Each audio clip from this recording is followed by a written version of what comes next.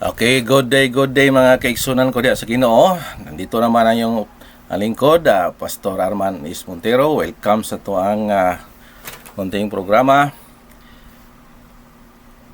Ato ang main theme mao ang tawag nga The Gospel of the Kingdom. Og naa pa ta sa subject karon nga a Christian race galaigsoon. Og naabot nato kagahapon ang kanang gitawag nga rating sa padula sa Dios sa iyang gingharian. Na isgutan dito ang 100%, 60 and 30. Og sa atong nakita din ni higalaigsoon nga ang gitawag nga kategory nga base sa ato ang pagpangalagad, tulog gihapon ka kategory higalaigsoon. Atong makita din na sa unang Korinto kapitulo 3 bersikulo 11 hangtod sa 14. For other foundation can no man lay down that is laid, which is Jesus Christ. Now if any man build upon this foundation gold, silver, precious stones, wood, hay, stubble. So atong makita dinhi nga ang good deeds nga ipresentar nato sa ato ang pagpangalagad adunay makapasar ug aduna pwede makapasar. Ang makapasar lang dinhi mga kaigsuunan nga na base sa rating nga gihatag sa Dios kining gitawag nga gold, silver and precious stones. Pankaning stones, wood, hay and stubble naagi na sa 29%. So atong siguroon nga sa atong pagpangalagad ato gyud mapresentar nga pasado gyud unless nga dili ta mabagsak ngani ang rating nga gihatag sa Ginoo baba kayo. Diri sa kalibutan sa secular 75 ang passing pero sa atong Ginoo 30 lang. Muna mga kaigsunan atong ipadayon karon og dugang pa nga pasay sa Biblia dinhi nato mapadayon nga ang atong mga binuhatan ikilatis sa kalayo. Matud pa din ni every man's work shall be made manifest, for the day shall declare it, because it shall be revealed by fire, and the fire shall try every man's work of what sort it is.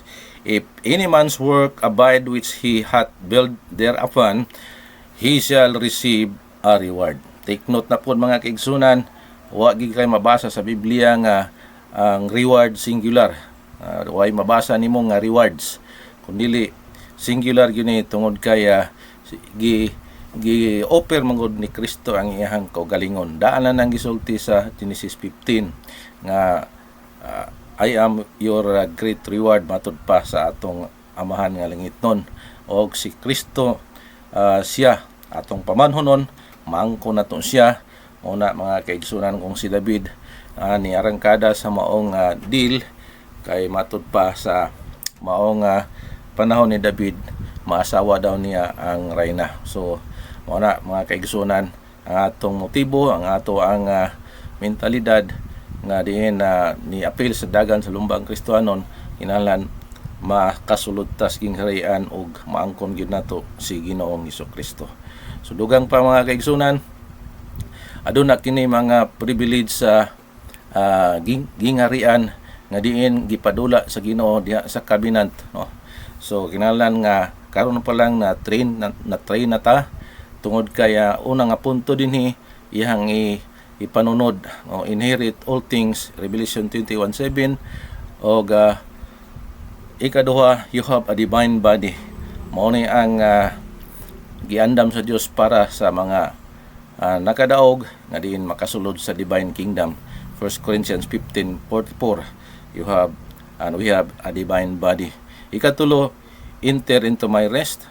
Kay diri sa kalibutan walay kapahulayan diri apan kung makadaog ta makapahulay ta dito sa iyang gingharian ug dili na ta magtrabaho.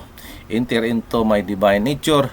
Kung mo nang gitawag nga divine nature tungod kay divine kingdom ang gisulti diha og sa 2 Peter nasabtan gini ni Pedro nga ipaambit yun sa ato ang Ginoo ang gitawag nga divine nature.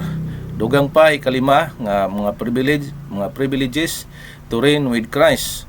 So makahari ta uban ni Kristo kung magantos ta uban ni Kristo. Ikaunom, to eat the fruit of life. Revelation 22 verse 1 to 2 nga ang matinumanon nga diin nakasulod sa gingharian, mo'y makakaon sa bunga apan kadtong mga kanding nga naa sa gawas sa syudad dahon lang ang ilaha. Tungod kay ang kanding di nahilig og bunga kun dili dahon gyud ang iyang hilig.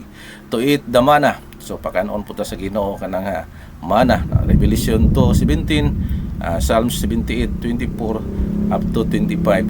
Ikawalo, we did wife relationship. Sumo kana ang maangko nato si Kristo nga siya ang atong bana o pamanhonon sa iyang iglesia nga di nato ang gipasakupan. Ikasyam, to have abundant life forever. O nagisulti sa John chapter 10 verse 10. Sampo, to reach the fourth heaven. In Ephesians chapter 4 9 to 10 nga mosaylo si Kristo sa mga kalangitan. So ang third heaven, first, second, third heaven iyan ang sayluan tungod kay ang trono sa Ginoo naa sa fourth heaven. Although nga di mabasa ang fourth heaven pero implied na mga kaigsunan. O makaabot ta diha kung mahangko na nato si Kristo. To be like Him. 1 John chapter 3 verse 2, may sama ta kang Kristo. Ano na tayo divine body mula ka na putas dagat o whatever di na ta maunsa nga sa mga deadly weapon di na ta maunsa. O kani ikadusi, Jesus is my reward. So mao ni ang gisulti sa Genesis chapter 15 verse 1. So mga kaigsunan, kinapos ni ang mensahe atong paspasan kadali. So mao kini ang sit up sa gingharian, manaog ang bag-ong Jerusalem gikan sa langit o gibutang kini sa bag-ong kalibutan. So mao ni mga kaigsunan. So niya ang kompleto nga detalye nga ang gingharian sa ato ang Ginoo aduna kini 12 ka mga ganghaan o ang gilapdon niini sama sa gilapdon sa gitason 1,500 miles ang gitason ug ang gilapdon niini managsama ra kung atong i-translate kini 2,400 kilometers o 12,000 foot long mao ang size. So it is a literal nga gingharian nga naog gikan sa langit tigala igsoon tungod kay naay measurement. Dugang pa din mga kaigsunan diin atong makita sa balaang kasulatan Revelation 21 verse 16 imong mabasa na ang detalye sa maong gingharian sa ato ang Ginoo. O ang kalibutan kay naglutaw kini, so mao na nga manaog ang bag-ong Jerusalem gikan sa langit o itungtong sa bag-ong kalibutan, new earth, ang maong kingdom sa ato ang Ginoo. Unya naa ni 12 ka mga ganghaan o 12 pod ka mga gate, perlas ang gate. Revelation 21 verse 21, ang dalan, streets, pure gold. So mo ni bungga kayo nga kaigsunan tungod kaya tumbanan lang unya ang gold mga kaigsunan. Pag-abot nimo sa wall, doon na kini precious nga mga bagay ibutang dito, just per wall. Ang imo mabasa diri sa Revelation 21 verse 11 jump sa verse 18. O ang tree of life mga kaigsunan nga naa sa tunga sa dalan ug napud skilid sa suba. Mao kanay kanonon mo niya sa mga faithful aron sa pag-sustain sa forever or eternal life sa mga niluwas at ang Ginoo. Revelation 22 verse 1 to 3. Ug ang syudad higala igsoon transparent glass, no? Makaikag o kanang makainganyo tungod kay ang naa sa sulod makita nga kinsay nakadaog, kinsay kauban ni Kristo dito. So mao na mga kaigsunan atong makita dinhi. So wala naman ko igong panahon mga kaigsunan, kining inyong ubos nga alagad sa Pastor Armando Montero manamilit kanyo sa Makadiyot. Then dinhi na natapos ang ato ang kining gitawag nga vlog may tungod sa Christian race.